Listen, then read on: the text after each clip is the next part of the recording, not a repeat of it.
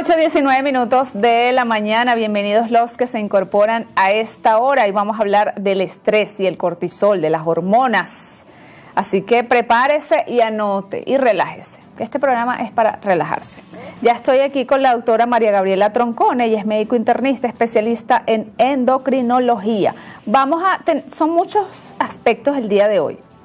El estrés y el cortisol. El cortisol por estrés y el cortisol por enfermedad. Pero vamos a empezar de palabra en palabra. ¿Qué es el estrés? ¿Cómo lo podemos definir, doctora? Bienvenida. Hola, buenos días. Muchísimas gracias por la invitación. Bueno, el estrés es una manifestación a consecuencia pues, de una situación que genera una respuesta constante en la que el paciente se siente agobiado, cansado, en la que no puede controlar la situación muchas veces que provoca esa situación que genera estrés en el organismo. Pues Hank Selye describió las fases del estrés y él describió una primera fase que es una fase de alerta, de huida, de lucha, que es la que se secreta adrenalina. Una segunda fase que es la fase de adaptación, que es la que se secreta el cortisol, y esa fase de adaptación es un poco más larga y aparece después. Y una fase final que pues finalmente si hubo la adaptación es positiva y si no hubo la adaptación trae las consecuencias que pudiéramos ver a largo plazo. De ahí pudiésemos sacarlo del estrés bueno y del estrés malo que hablan por ahí. Sí, bueno, fíjese, lo primero es que el cortisol es una hormona muy importante, indispensable para la vida. El cortisol puede secretarse por estrés y es lo que llamamos el pseudo-hipercortisolismo. Es decir, podemos tener pseudo-hipercortisolismo por estrés, por alcoholismo, por obesidad, por depresión, pero también podemos tener un hipercortisolismo verdadero por tumores. Tumores que pueden aparecer en la hipófisis, que es una glandulita que está a nivel del cerebro, o puede ser por tumores en una glándula que está en el polo superior del riñón, que se llama suprarrenal, o puede ser ectópico, secundario a otros tipos de tumores, cáncer de células pequeñas a nivel pulmonar, cáncer medular de tiroides, feocromocitoma. Entonces, el medir el cortisol, muchos pacientes van y se llevan su cortisol medido y está elevado y me dicen, eso es por estrés. Y realmente le corresponde al médico especialista verificar si es un pseudo-hipercortisolismo o es un hipercortisolismo verdadero, que es lo que llamamos síndrome de Cushing. ¿Y cómo se puede hacer la diferencia? Sí, primero clínicamente. El paciente con un hipercortisolismo verdadero o síndrome de Cushing generalmente cursa con obesidad, es una obesidad centípeta, es una jiba dorsal, que es acumulación de grasa dorso cervical.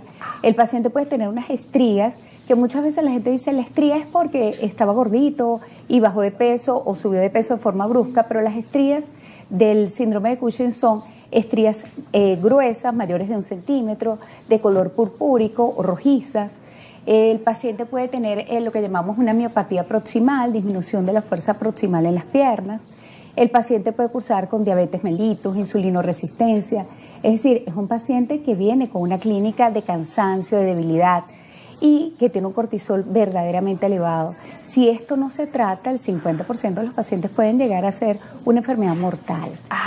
Pero hay un cortisol, que es el cortisol que se secreta por estrés y es el que llamamos pseudo-hipercortisolismo, porque cuando hacemos una prueba de supresión, el paciente suprime.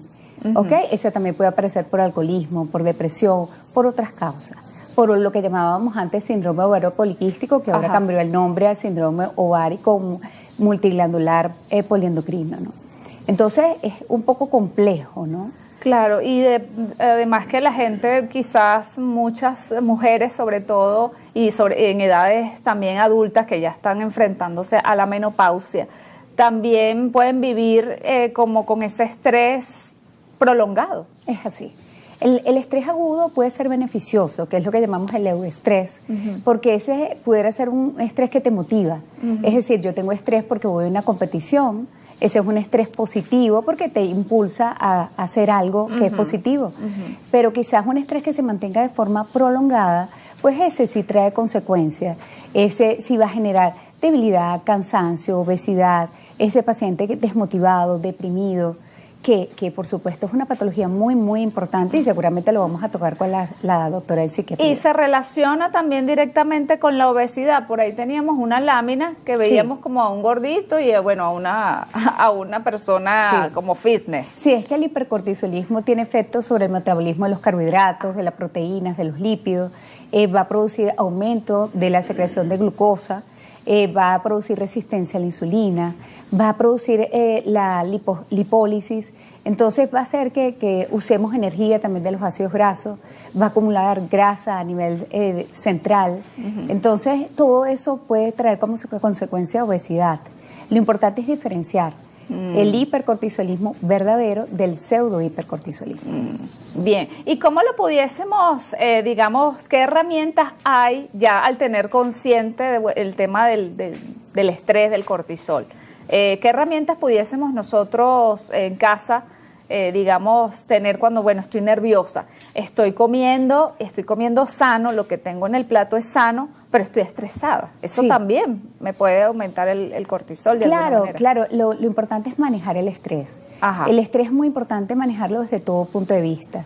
¿Y cómo lo podemos manejar? Comiendo sano, saludable, dieta muy baja en ultraprocesados, en azúcares refinados, haciendo ejercicio físico, tratando de dormir 7 a 8 horas diarias, tratando de manejar actividades que puedan ser de relajación, yoga, tai chi, que favorezca el equilibrio, favorecer las relaciones, la plasticidad neuronal, el apoyo familiar, el apoyo de los amigos y también practicando la gratitud, que es tan importante, ¿no? A veces el estrés requiere que acudamos a un especialista. A veces no podemos solo solventarlos nosotros en casa.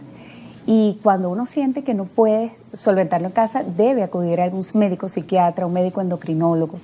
Cuando hay un aumento de peso de forma inexplicable, es una manera de decir algo está pasando.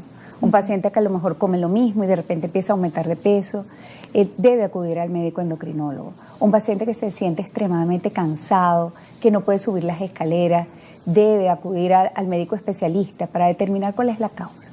Y si se trata de un pseudo-hipercortisolismo o un hipercortisolismo verdadero, que puede traer consecuencias. También por enfermedad, ¿no? Lo que hablaba de los tumores, a veces las personas tienen eso y no la primera causa de hipercortisolismo es el iatrogénico. Ese que el cortisol es una hormona natural, pero tenemos glucocorticoides que son exógenos, que son los esteroides. Entonces la gente que a lo mejor se administra por indicación médica, inclusive, esteroides de forma exógena, esa es la primera causa de hipercortisolismo, el iatrogénico.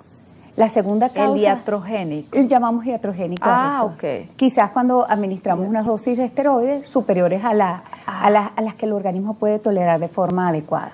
Wow, es decir, que una persona que esté enferma le manden esteroides también puede sufrir de... Claro, esa es la primera causa de hipercortisolismo verdadero. Dios mío. Bueno, vamos a ir al corte rápidamente para ya comenzar con las preguntas. Envíe su duda y en breve continuamos.